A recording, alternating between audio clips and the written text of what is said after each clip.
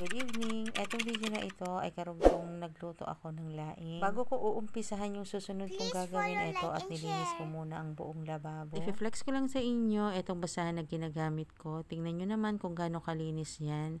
Kahit saan ko nga yan pinupunas pero hindi ko yan iniiwanan na nagigitata sa dumi. Disinfect ko itong lababo dahil dito ako naghugas ng isda at ng manok kanina. Nung matapos na ako dun sa may lababo ay binalikan ko naman itong mga pinamalengke ko. Inisa-isa ko na ngang ilagay dito sa mga lagyanan. Tig-3 piraso nga lang na bawang at sibuyas ang binili ko dahil napakamahal na nga. Sinamahan ko na rin yan ng luya, kamatis, kalamansi, siling haba at bell pepper. Eto, bumili na rin ako niyang sitaw. Katapos ay inayos ko na rin isa-isa itong mga plastic dahil gagawin naming basurahan yan. Sayang din kung itatapon. Binilahan ko na rin siya nitong cat-cat, pambaon niya sa school araw-araw. At ayan nga, may lettuce din akong binili at may gagawin ako dyan. Pagkatapos kong maayos yung mga pinamili ko ay sinunod ko namang hugasan itong mga pinagkainan namin sa almusal. Saka ko hinugasan itong lettuce. Syempre, hugasan natin isa-isa yan para walang maiwan na kahit anong mga nilalang dyan. Pagkatapos ko maghugas ng gulay at tinanda ko naman itong, ewan ko kung ano ang tawag dito. Basta nilagyan ko lang to ng tuna saka mayonnaise. Pinaghalo ko lang yung tuna saka itong mayonnaise, saka ko tinimplahan at saka ko hinalo-halo. Hinati ko pa nga yan dahil may paglalagyan pa nga ako nung kalahati. Sa sobrang tipid, wala nang lasa tong ginawa. Pero okay lang yan. Ang mahalaga ay may makakain tayo. Ayan nga, tinati-hati ko na itong lettuce. Nung mahati-hati ko na nga itong lettuce, at nagugas naman ako ng kamatis at tinanggalan ko ng buto, saka ko hiniwa-hiwa ng maninipis. Saka ko nilagay dito sa lettuce. Saka ko nilagyan ng mainit na tubig at hinugasan ko ulit. Dapat nga hindi ko na ginawa dahil nawala yung crunchiness ng lettuce. Kaya lang gusto ko talaga makasiguradong malinis at walang maiiwang bakterya, kaya ginawa ko na din. Pagkatapos ay nilagay ko dito sa pinaghalo kong tuna at mayonnaise, saka ko pinigaan ng kalamansi. Hinalo-halo ko lang dahil ipapakain ko na yan kay Yesha. Pagkatapos ko dito sa lettuce, eto naman ang gagawin ko. Hindi pa nga kami dito nakakapag-almusal at itong ginagawa ko ay para sa almusal namin.